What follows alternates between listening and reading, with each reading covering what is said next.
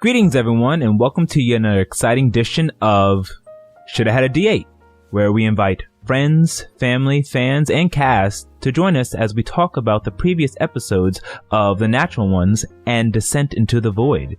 Joining us today, we have the cast of Descent into the Void, so I'd like to welcome Zeki, who plays Cal. Hey everybody, it's Zektown. Travis, who plays King. Hello, everyone. And Alex, who plays Monaco. Hey! Thanks for joining, everybody. So, to do a brief recap on what happened on the last episode of Descent into the Void, you all had finally started your ritual to find out more information from your weapons that you had collectively, and Koben put on this big show and performance, and you all will reveal different things, some scarier than the others and some hidden from listeners as they were deeply in secret.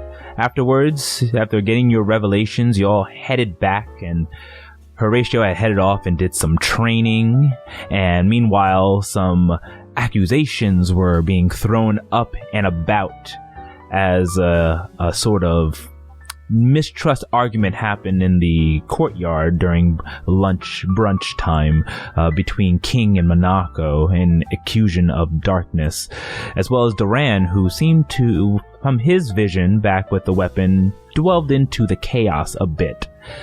Afterwards, you all got together and put on new clothes and finally headed off to the gala, where after entering, the guest of honor, King Terminus himself, was not there, and his attendants was running around like chickens with their head cut off. And then we had ended the session. So, my question goes to each of you. Your thoughts on your individual characters and their revelations with the weapons. And we'll start off with Travis, with King. Spilling the tea right out the door. I totally did not expect to go first. I was like, I've been planning this ritual, poofing this thing. It's my magic weapon. I'm going to be like the piece de la resistance at the end. So I was like sipping my tea, like waiting for you to call the first name of the first person, and then you're like, and Chastiful floats up, and I was like, what? like I was like totally like taken aback. But I think it turned out fine. I was very excited and happy to learn about the spirit within and the powers that it has. I also, for the listeners, we had a little bit of a slip up, so I'll give the full explanation of how it's played out in the story. But I told Omar, our DM, I came up with the name Caliburn as like the 2.0, because I really don't like in-game Chastiful 2.0 said as a character. It feels awkward. So I wanted to give a real new name, and I think I mentioned it, like, this is sort of what I like, but I didn't officially state it, so I think he might have forgot. So he came up with the name Kaliara, which is Myliki lore, so it still fits. So after quickly typing to him as that scene was going on, we rectified it to be that Kaliara is the spirit of the unicorn within, but as I wield it, it is its own new being, and the vessel itself is Caliburn that holds the spirit. And I think that's so cool because it's unique to me and it's unique to each user. Like if I were to have lineage or in other capacity, like it's unique to the user, which I think is so cool. But I love the fact that, you know, the unicorn, I can summon a unicorn in battle, which is fucking bomb OP. The split form that it can basically do animate objects is bananas, and I can't wait until that moment comes where I feel like our party is threatened and just needs more damage, and I'm just like, no! And I like snap my fingers or do something crazy and it just shatters, and then like all of these like spears like drill in like daggers.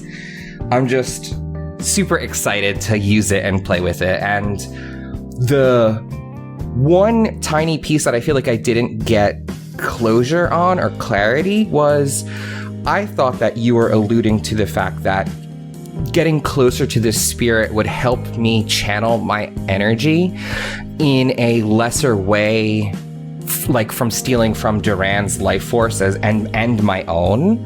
So I thought that like using it in some capacity might lessen it, and maybe that's still something up your sleeve, so you don't have to give anything away. But I thought that was part of the goal, and that I felt like I didn't get any information on. So that to me as the player is still question marks that I have to figure out, and you know, I'm still like wondering what you got planned. But Duran's just going to be getting older. Right. So I will admit that, yeah, I was alluding to that for listeners on purpose to make sure that you wouldn't guess what's going to happen, although you probably never would have. Though, have I forgotten about it? No, I have not. And that's where I will say with that. Okay, that's cool. So I figured, like we all have said a million times, we trust you. You have the coolest and craziest ideas, so I can't wait to see how we get to grow, because we're not at our max form. We're at 13, we're not at 20, so we still have room to grow, and I'm excited to see what you have in store.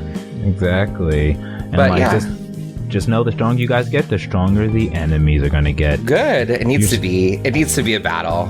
You're like, since when do demons shoot beams across the universe? Now they do. Now they do. now baby.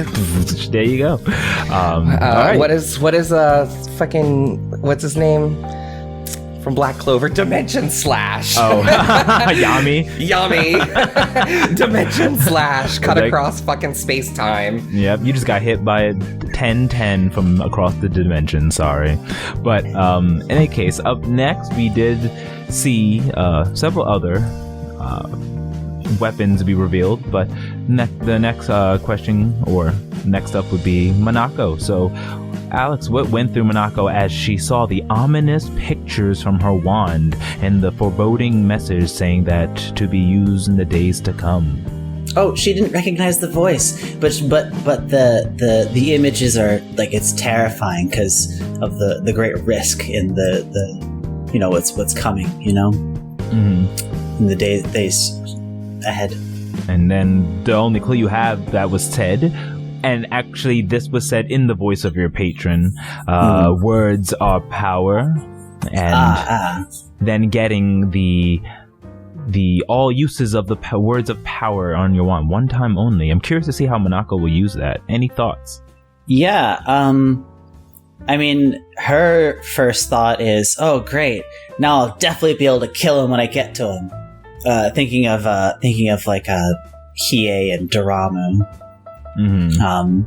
But as a player, I think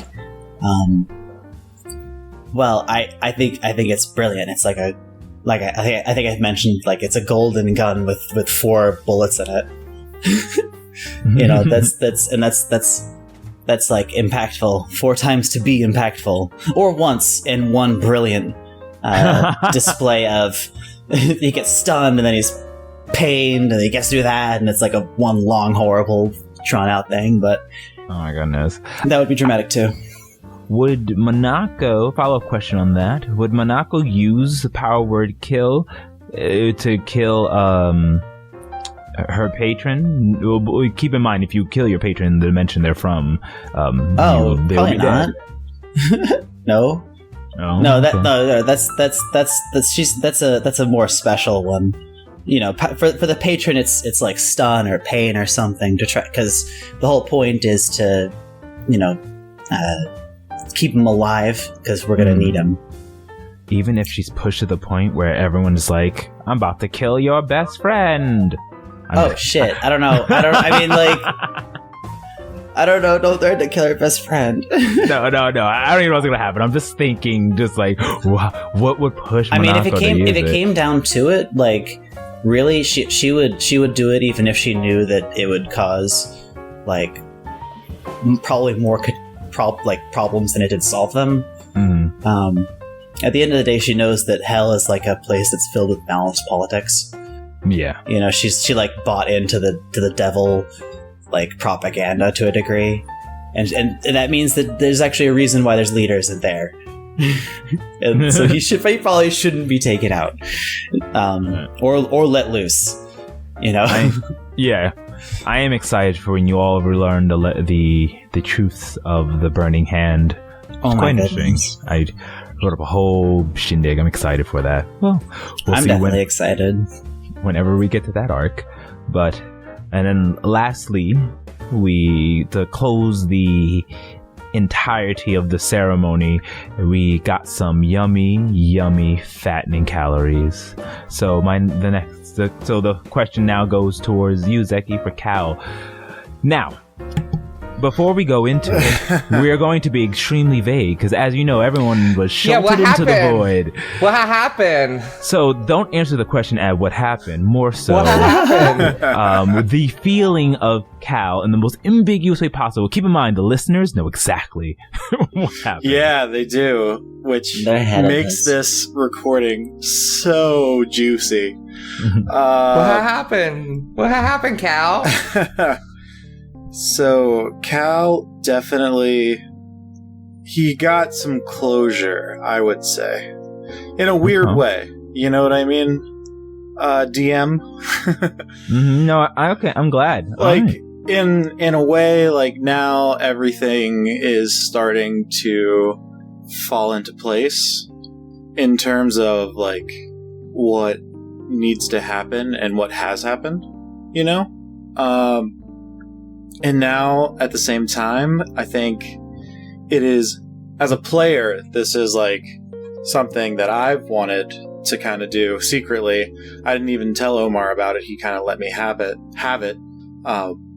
What would a fantasy Western gunslinger be without like a couple aces up his sleeve? And now I have some things that like my fellow players will get during the campaign now in moments that I think will make or break a situation. Okay, I'm actually quite curious to see how we use the gifts you were given. Yeah, I'm very excited for that too. I'm quite excited to see that. So then, can I propose my theory? Or no, go do ahead. your follow? Yeah, because no, go ahead and do your theory, and I'll do my follow-up question. Because you said nothing because we were in the void, and then when you came back, you said three or four words that gave me a little bit of a clue of what happened, and I feel like you were like meant to just say it to him and thought of it after you invited us back, and I think that gave it away for me personally. So my theory now is you said something like, is Kelemvor your dad or a representation of it? You said something like that. Mm-hmm. So my theory is your father is actually a manifestation of the key or the other version of you, and you're like the next one, and it's always two that happen, you know what I mean? And your father's the elder and you're the younger, and then eventually you'll be the elder and your father will pass and it will go to another one, and something like that. Maybe it'll be your kid, but that I think that cool. Your dad is part of Hades or Kelemvor or something like that. Something like that is that's what I think it is, but I don't know. That would be, that's pretty accurate. You don't know. That would be pretty great if that were true. I don't know. That's a really good theory, though. I would say that is an interesting theory. Yeah. It's very cool. Parts of what you said did run through my mind when I was actually coming up with things for Cal. So, in terms of this scene, but very interesting. We all know, viewers, but you've heard. You can compare your theories. We have no idea. Yeah, I'm so we salty. don't have any idea. I like the fact that Cal was like, "Hey, you want to know the secrets of the universe? Hey, you, do you want to know the secrets?" And now he's like, "I have secrets." Right? He looked so depressed. That's all I know.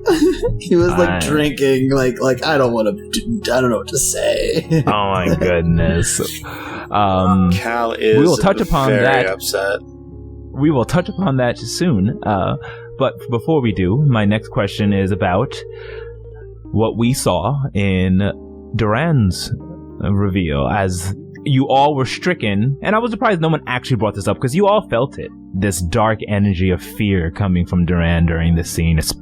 No, you brought it up there. I'm just surprised everyone else kind of were like, chill with Nanako it. goes under enough fire. I don't think she felt comfortable bringing up anything. Oh, that is very true. We were like, oh, these are all generally interesting and sort of like important things, but douche, like spotlights on Monako when her thing happens. So They're like, yo, that was definitely evil fucking magic. And she's like, but Duran was like, that was definitely an evil fucking sword.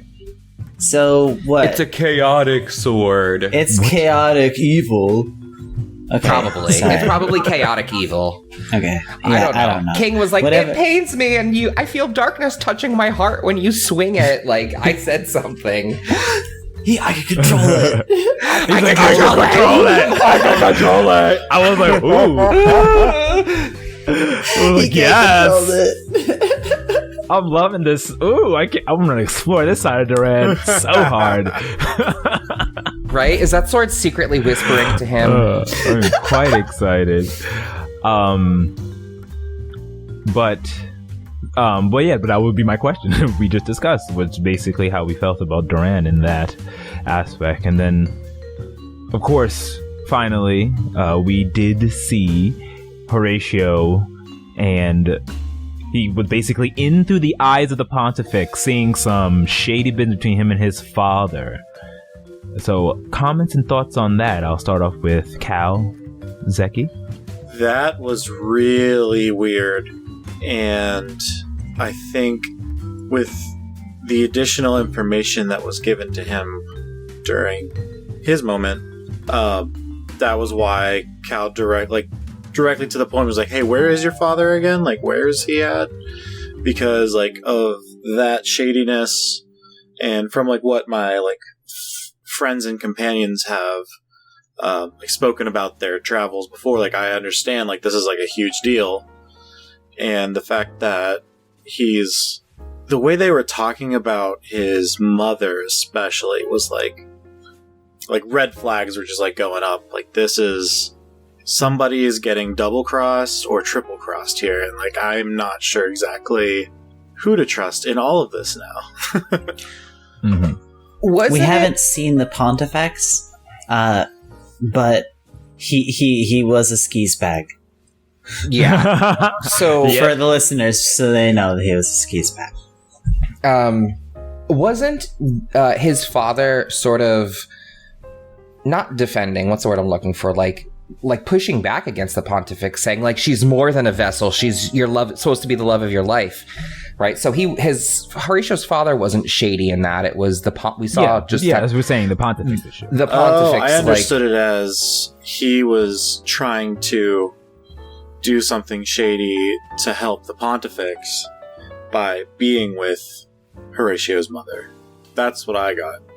So if I misheard that while we were recording, that's on me. It was more so that the Pontifex was talking about his own wife, though, right? Not about Horatio's mom. Oh, see, the Pontifex wasn't married at the time. So if you remember, let's put on our way back when caps. This is Juicy Lord for me Pontifex, too, right? Yeah. After Horatio's mom, so that she could give birth to the El Rabu, who would be a half Cochrane. Oh, he was trying to like get Horatio's mom from the father, so that way he was like, hey, can I buy your wife? Oh, no, that's my understanding. That's like what I got from that. No, I'll clear it up. And I'll clear it up for the listeners. So, what happened during the scene was, if you put on your way back when caps, and of course Zeki wouldn't know this, but they were a traveling party. The Pontifex, the Venta, the High Priestess, and Horatio's mom and dad. They were a group of friends, similar to how Queen Camilla and so on and so forth with Terminus and Cal's father.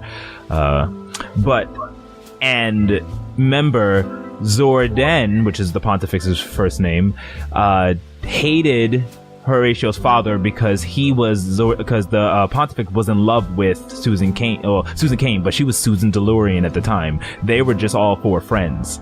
So this was a scene during that friendship before anyone.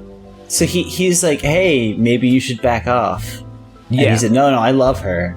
Yeah, and so they both love her at this point. And was she with him though, or no? She was single. They were just friends. Yes. Were they were not like dating or anything? Locker room There was talk. no nothing? Now, Horatio knows this, and it's quite possible this was done during a void while you hop in a void or not. But Horatio knows that all four of them were friends, and instead of the Pontifex hooking up with Venta like he did now, well, back then, he was in love with Susan Kane. And now we discovered that he also wanted to use Susan Kane's divine blood to birth the Arabu. To try and birth an Arabu, okay. Yeah, thinking that would be the key. And then Horatio's dad was like, she's more than just a vessel, and then you can't just use her like that. And she was like, I thought you were giving her up, leaving her for me. I called dibs, basically. And then he was like having second thoughts, Horatio's father, because it seems like maybe now this is when the love between Horatio's mother and father was starting to happen. But the vision ended, so you couldn't see more than that. But it was an argument. Okay, that makes more sense. That is a lot clearer now. A lot of that is prefaced with you would have to have known that from before, but it was mostly for Horatio because Lewis remembers, and like that's a big thing that he found out by reading, and Natasha, which is also an NPC from prior to recording, had given him information on that. You know, Minako has no idea who the Pontifex is. Nope. She could totally bring this shit up later. Totally can, yeah. As you all headed back from receiving your visions and went to bed, there was another kiss. A kiss between Horatio and Minako. So the question now goes to first, Alex. Let's talk about that kiss. Oh my goodness. The heartbreaking kiss. I felt so many which ways during that scene. I know. Oh, man. Yeah, because you know, it was, I mean, like, it wasn't prefaced. So she was a little like what's and also a little like, hey, you know, hey, like I'm like super fucked up, like what is up with this? And but at the same time, like he kind of opened his arms and like embraced her and like accepted that, and it was like a little they have something there, you know, and I'm rooting for them. Yeah, I want it to work out. Their foundation's built on rocky stone. Right. It's like it's really rocky, and she has like every one of her boyfriends is like a super villain. And now it's like, and now it's like Horatio, right? Horatio Kane versus the world. Horatio Kane versus the world. Oh my goodness. Zeki, any thoughts on that? I mean, Cal had not seen this, and I'm so mad that Cal didn't pick up on any of this. I know. Cal has been like, there's something going on there. Perception could have made it. It just could have cut hair on there. I mean, but I did mention whenever I was the last one up that I heard like the door open and Minako's muffled voice. So like I did know she like left her room at some point. But I think Cal would assume she was going to see Horatio, but he's like been assuming that's been happening now for like a hot minute. Yeah, he's been like building his own like fucking web of shit, and then they did hold hands at the tram. Yeah, he's putting the fifth. I don't know car terms. I was gonna say he's putting the fifth spoke on the wheel, but I don't know. That makes no sense. I don't know. He's putting the fifth bolt on the tire. Because this is a... Oh, you mean Cal himself? He's a fifth wheel. Oh, yeah. He's the fifth wheel. I'm trying to make a stupid fifth wheel joke, but I'm bad, right? I can't think of anything good right now. For all the listeners out there, we have a memes spoilers part of our Discord. And there were some very entertaining commentary during the recording of this episode.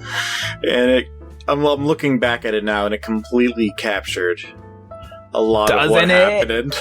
Yeah. I don't know if you saw me on camera, Zeki, but like you were posting, I'm just like laughing. I'm like trying to be serious because I'm in the moment. It was such a scene, and then Zeki's posted this. I'm just like laughing and like crying at the same time, crying from the scene and laughing at it because like literally what he's posting is exactly what I'm feeling to the T at that moment. It was perfect. It was a little long. Oh my goodness. It's like, oh no. So do you, this would be just for Alex, do you see this budding into something? I mean, Monako kind of was like, I'm gonna sleep alone. She was like, I don't know if I can handle having a relationship right now, basically. But at the same time, like I do. She's like, I'm already in one. Yeah, kind of, right? So it's like kind of messed up, but I do want that. Like I think it would be good to have some good in her life, and Horatio's the goodest boy, and I think it'd be cute. And even if I think there's also room for like it kind of budding and then collapsing, or it budding and then really playing out, because there's some I don't know. I think it's interesting. It's like it plays out differently, the two different relationships, and it'll be interesting seeing like. Because like you said, it's rocky as shit. Yeah. I totally agree with you, and like part of me, like this is gonna sound so terrible, but for like the story and like the narrative and also like the yin and the yang, I kind of want it to fail, just so that way it's like our relationship is super good and yours is not so good, and like you try but it fails, and then there's goodness. I think that like that could be like a really cool narrative beat and like tell a story. I'm so sorry, but like I could just. I personally think that Monako fucking deserves to have a little bit of love in her life after all the goddamn tragedy. I think so too. I think it like he genuinely cares, but I just think something about it like I don't know. She should be cursed, I think. I think that Monaco's still gonna backstab us and turn into an NPC. So. Like no tea, no shade. The worst. I do. Oh my goodness. Like Omar, like I forget who said it, but someone like seeded the idea that like she could potentially backstab all of us. Like me. You don't know. You, Zeki, yeah, you said it. And I was like, what? I didn't even consider that. And he's like, yeah, she totally could be the supervillain of the fucking arc. And I'm like, mind blown. And now I can see keep that. Thinking that. I didn't think of that. As a you liar! You've already spoken to him. Now that you mention it, I do have an odd thing where that does occur in games. I have had 2 characters turn to supervillains so far in like long-term campaigns. So I'm gonna try to not make this one turn into a villain. I will say, I want to be more nuanced. Yeah. It was just very, as a player, not as Cal. Cal doesn't know a lot of this information, but as a player, I'm thinking, oh my gosh, she said she's going to do what she has to do, and she's going to have the burning hand in the same room as the vessel that is king. I'm like, what does this mean? This is a 50-50 crapshoot of she's going to either save king or save her hand, and I don't know. And he's like, think about it. She's desperately in love with the burning hand. She's shown us a million times over and over. Like, and I was like, what? Like, as Travis, I was like, you're right. I didn't even consider that. Like, I don't want you to think that I don't want you to have, like, love in your relationship. Like, I absolutely do. I just think that it could, like, for the story, it would be so interesting. I hold both of those feelings at the same time. You know what I mean? Like, I don't want you to think I wish ill of Monako. Like, I don't. I feel like I'm a sucker for, like, weird relationships that have, like, weird dynamics to it when it comes to like TV shows and like it's below. Fucked up, but it's also like juicy. Yeah, it's like juicy. It's like there's like like it's we're two fucked up people, but we're somehow our fucked up is going to mesh well together. And I love watching that, like and all like the weird. If they build shows. each other up together, like that would be fantastic. Like two people at like really low points, like find a way to dance their way up to like being happy together. And I feel like that could also be a wonderful story that plays out too. Like I think so. your theory, so actually honestly your like thing was saying like there's like if there's falls and yours rise, it's like literally the opposite of what I said before. I was like, I love Duran and King's relationship, and like I kind of want to see it just crack and be perfect, and then be like someone betrays someone and it just like shatters. Like I don't know. Like my original thought to get that going, not get that going, but like seeing if putting a test on the relationship was seeing if Duran would keep a secret about his life going away, and he didn't. So I'm like, okay. So like this, let's see if this relationship could stand the test of time. It's now like a huge stressor that King always thinks about, and I'm not going to put it past like. I feel like because we feel so bound together, it needs to be something absolutely catastrophic where we would actually need to break the Steel Eye bond, because it feels like that like binds us together on more than just a emotional way. It's like literally a physical, mental, spiritual, and magical connection between us now. So something really, really, really bad has to happen for me to want to be like, this needs to be severed. And I'm not saying it couldn't happen, but it would have to happen when I'm like 17th level or above, because I think it would be like as dramatic as like, I wish for this to be away, and like some dramatic wish spell to erase the bond, and then like end the memories of him and my love for him. And I'm like, oh, like I don't even want to think about that. You're making me sad now. I think there's a lot of room in storytelling for a positive relationship. Oh, yeah, of course. You know, like I think like not only all the cute shit, which is of course like wonderful, and Cal but also, learned to love himself. Oh, poor Cal. except it's going to be great. That's a it's gonna positive work relationship, I would say.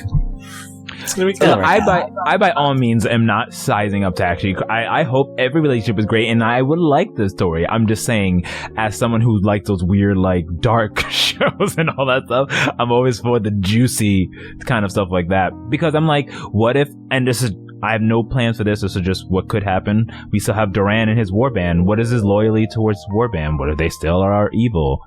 What if there's a thing between his warband and you? What will you decide? Will that break the bond between you? Duran, if you listen to this, I expect you to side with me. We're married now. I'm all the family you need now. I'm all the family you need now.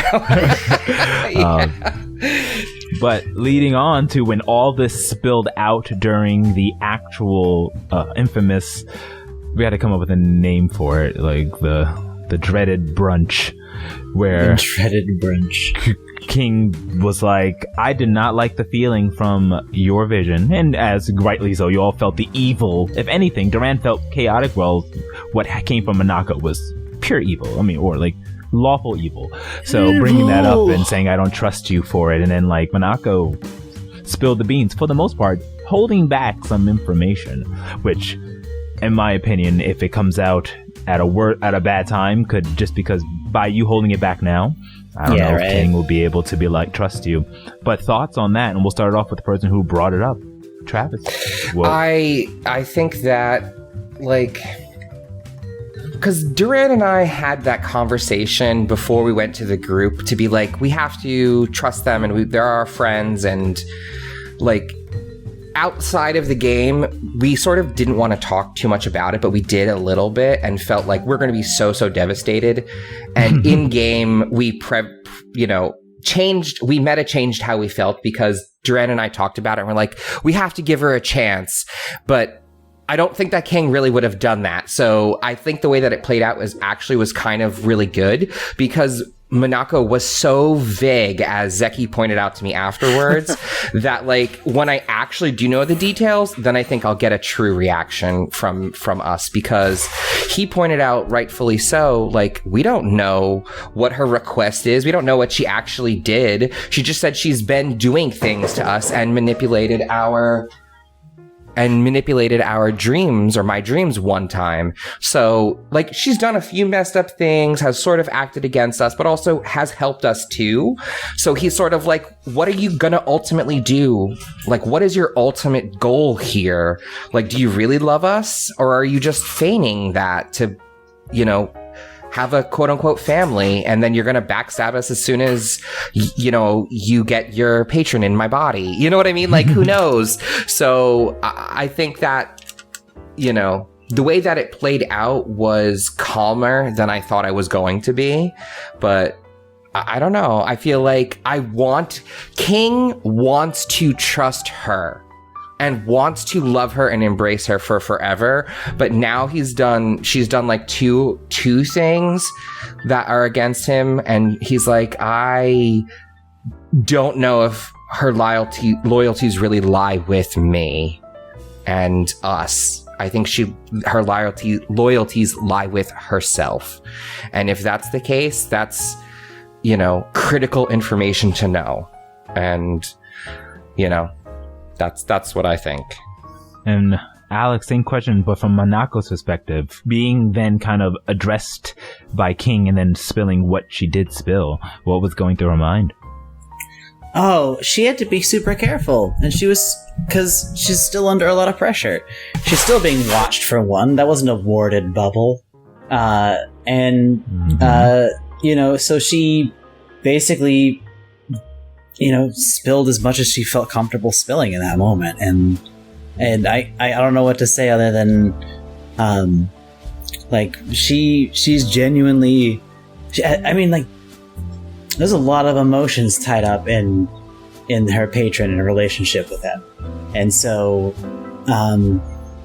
she can't, she's caught between these two forces that cannot get along.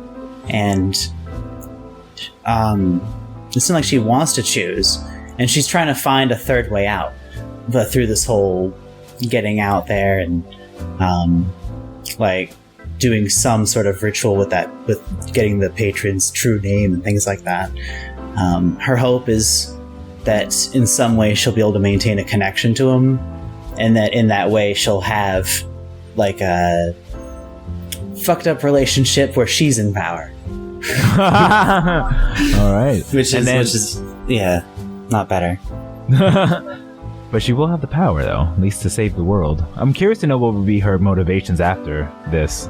Because it sounds like she just kind of been going with what the Burning Hannah said, stick with him, nefarious king. But then if she's being genuine when she says that she wants to, save her country and shit.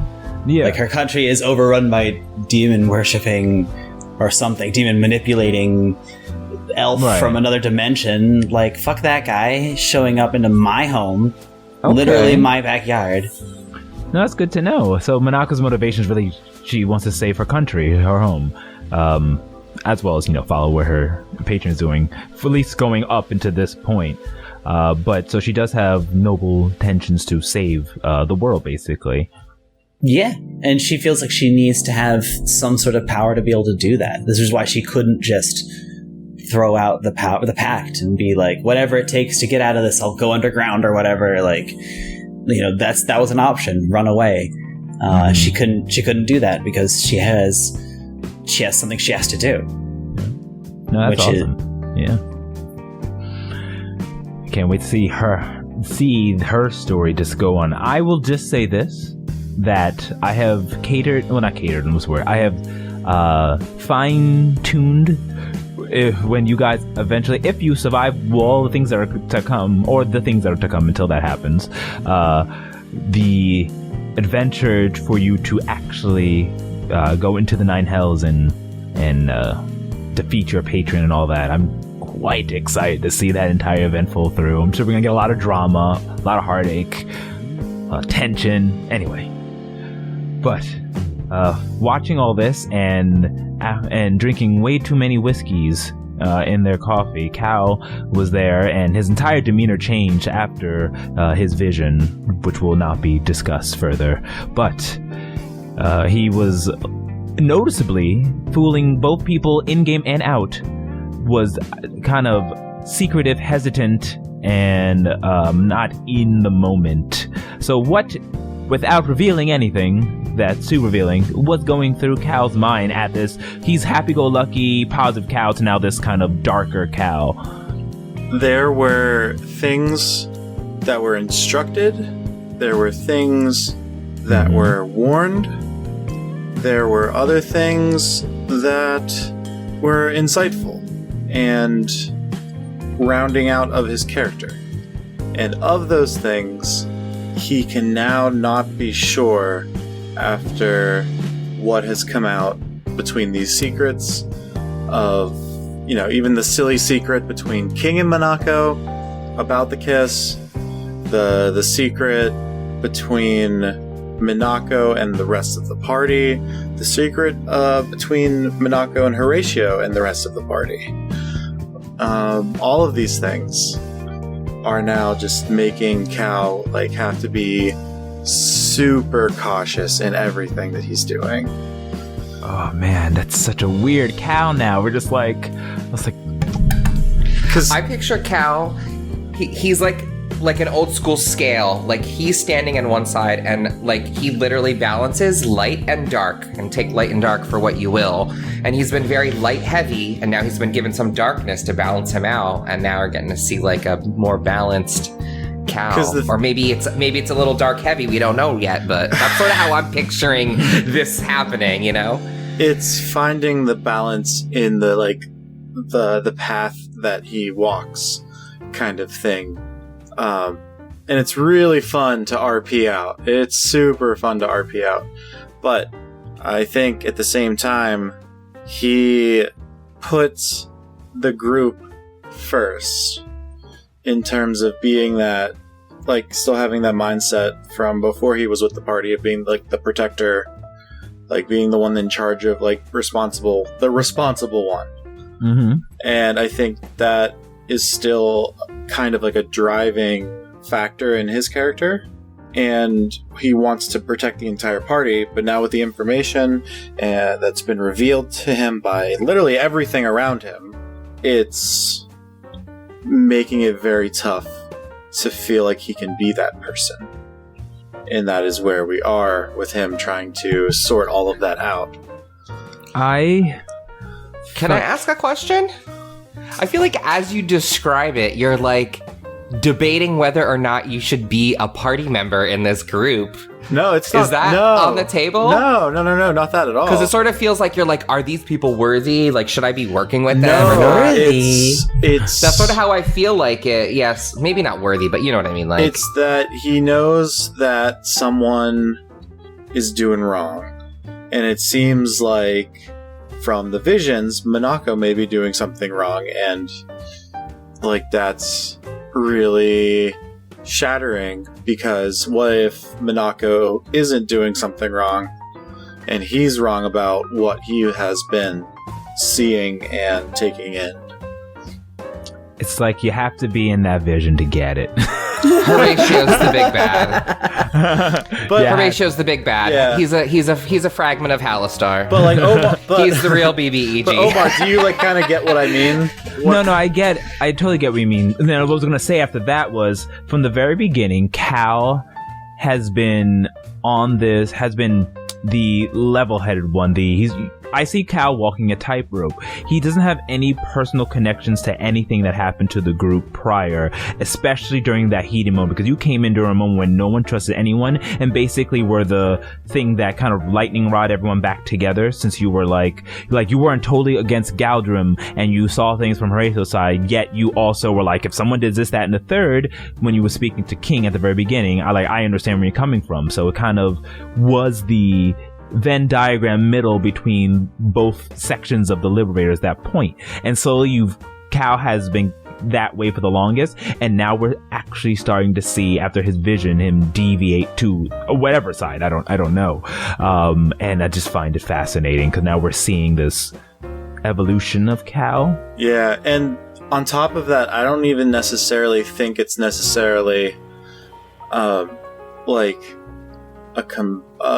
simple and clean dichotomy of the scale, but I think it's the scale is going to tip in whatever direction. It may completely spin and topple in a certain direction, but it might not necessarily be in the same linear plane that we're talking about right now. because it's not just one person or one faction of the party or or the other side or whatever. It's until things present themselves to be a little bit more clear. Cal is like this rotating scale at this point, and it's gonna, like, the coin is gonna finally stop spinning, and it's gonna fall on one side, and whatever direction the face is spinning might reveal something too. You know, like it's Cal's gonna split the party. He's the 5 of the 2. no. 5 of the 2 and 2. I feel like Cal. And it's gonna be 3 and 2. I feel like Cal's gonna have a lot of decisions. The fact that he is the mortal key, and then part of this could be meta. So his DM meta moment. We have one every one of these sessions. My DM meta moment. Cal has a huge responsibility that no one else has even fathomed, because you guys don't even know what the mortal key can do. But it's something that was bestowed by a god, so it's got to be like, this is important. Unfathomable how important it is if a god did this. So and a taste of that from stuff, Zeki. Yeah, events. like I have a very small taste, and I have many fun things to have in the future so far. And I feel like we're gonna see Cal. I just think we're going to see something in Cal, and I don't know what. And I feel like I gave you a loaded gun, and I can't wait till you see where you fire it at and see the evolution of the Cal. Is it coming next session, or is it in sessions to come? I would say, honestly, I don't know. I honestly have no idea.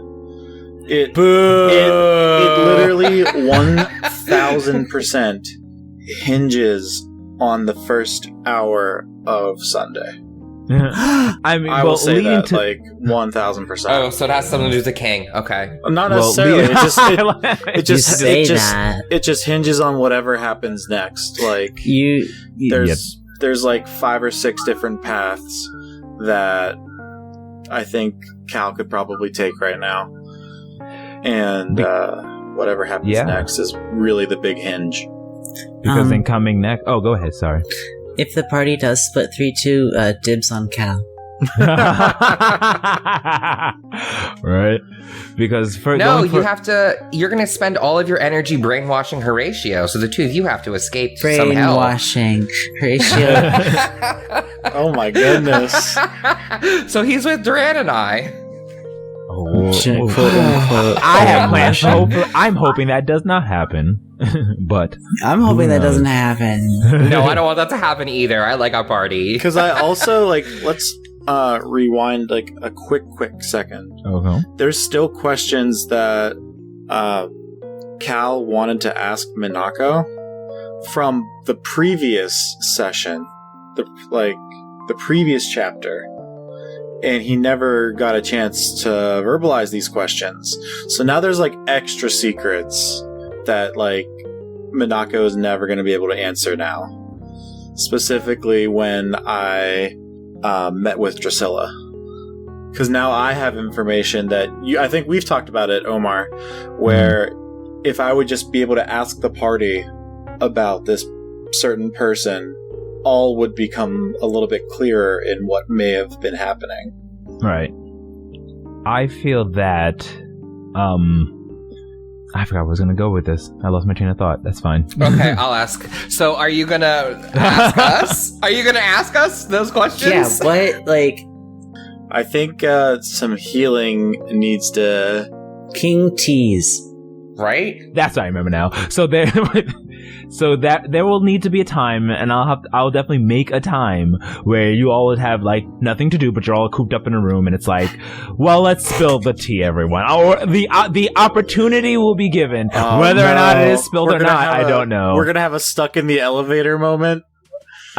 I don't know when, but it's gotta happen. Someone's gonna have to break the ice, or y'all gonna be keeping secrets to the end of the campaign until everything is gonna have to come out. Oh, why is this, that, and the third? Oh, I know why. Because I was lying about this. Yeah, exactly. I didn't want to tell you because of this, but now that that's done, I just forgot about telling you. Sorry. Yeah, and you're what? And everyone's gonna be looking at each other. You're gonna be at the final boss, and you're gonna be hold on one second. When did you? I want a fucking secret now. I want a secret. Who says you don't have a secret? I know. I probably have a secret. You don't know. King has no secrets. He Got spills secrets. all his beans. I feel like probably. I mean, I don't know, or maybe so, but.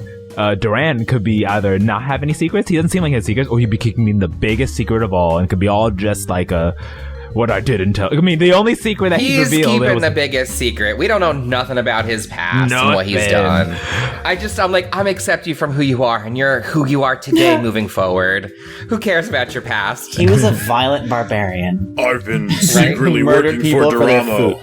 What? Well, he did reveal that he killed his, and like it sucks because it happened like at the beginning of the campaign, beginning of the recording. But he did reveal that he killed his brother. That he was like alluding to this brother that he had for so long, and he kind of just came out and said it, which is more like a gas moment. But that was kind of like his big secret. But does he have any more secrets? You don't know. I'm sure he has a few. But afterwards, you all traveled. And finally, donned in your beautiful new outfits that you forced your house to get to you, or you already had, made your way to the gala, whatever. It's called gala here. But after going on your fancy trip over this beautiful lake with some type of fish creatures hopping out and waving at you, you finally arrived into this beautiful hall where it was full of aristocrats. And as they announced King Terminus and his huge title that I had much fun making, he was not anywhere to be found. He's drunk. And then they were just like panicking. They're like, hold on a moment. And then he ran away, and then we had ended the session. So, this one first, same question for everyone. We'll start off with Alex. Thoughts on the beginnings of the gala? Oh, the king's drunk. He's missing. He's going to be hilarious when we see him. Okay.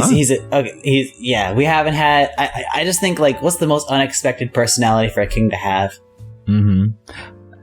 Keep in mind, remember that theory, and see, and compare that to what actually happens next week or this Sunday.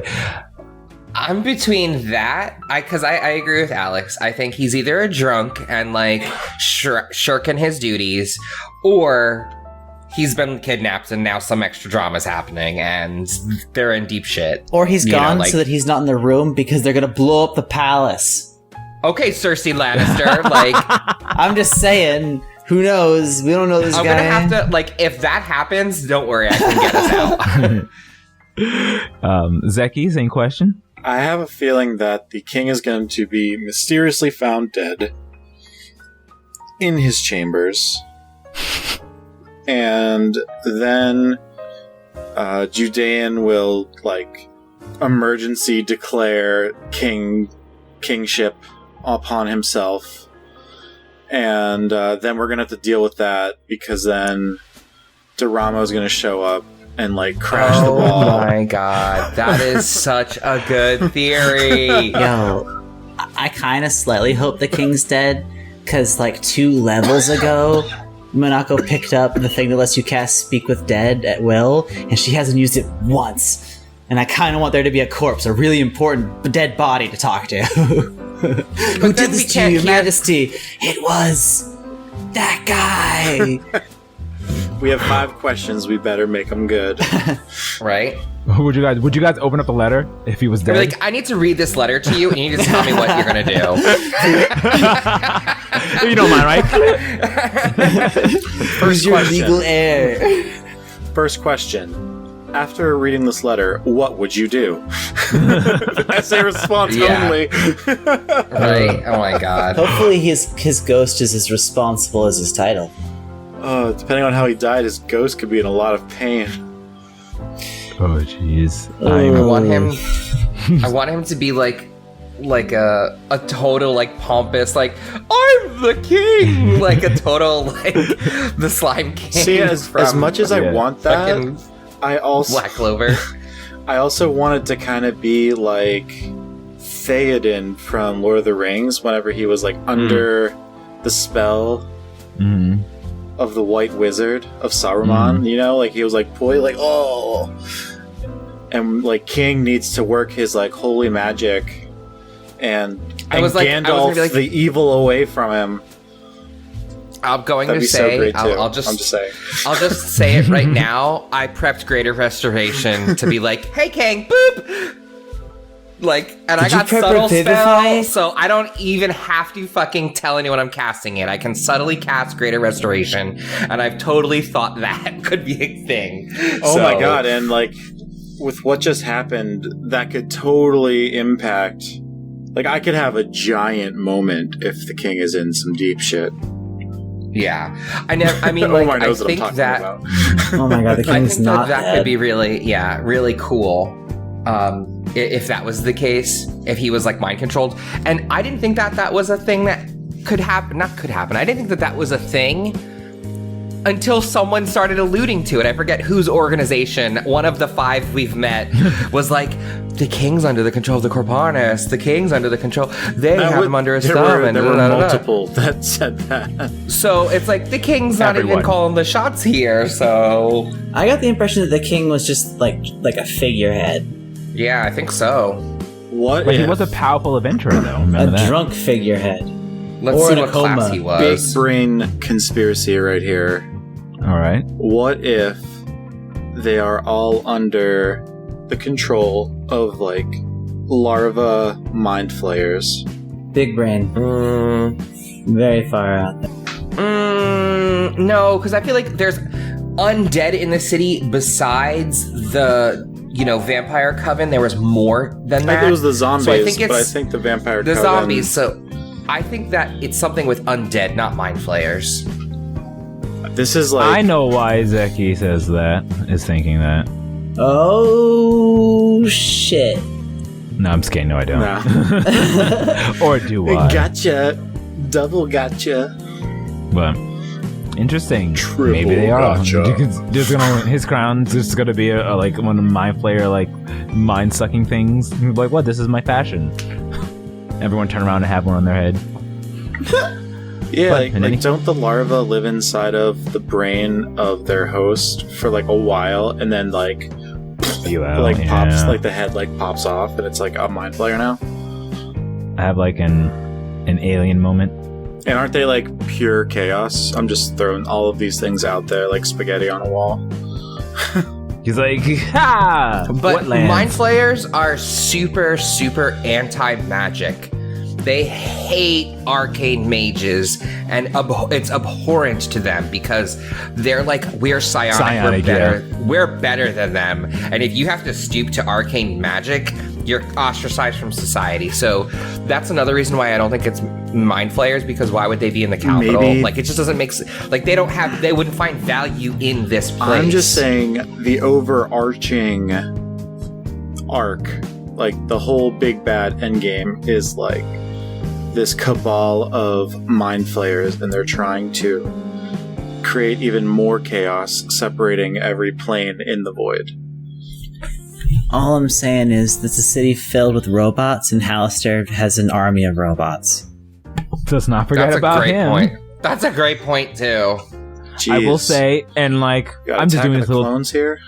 and I'm just doing a teaser because eventually you guys will find out if you listen to it anyway. We're doing schemes. But to the listeners, we all know that there was a harp back to stuff prior to way back when during Cal's moment. So we are quite excited to see what could be in stored in the future when it comes to that. As ambiguous as that sounds, but listeners, I know you know.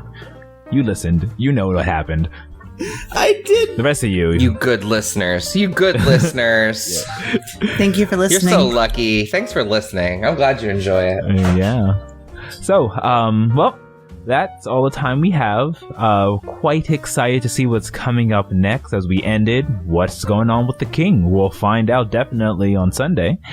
So, thanks to you everyone for listening. Thank you to the cast of Descent into the Void for joining. As always, from the first chapter to the last page, we love you guys. Thank you again, and take care of each other. Bye, everybody. Bye, everyone. Bye, everybody. Bye.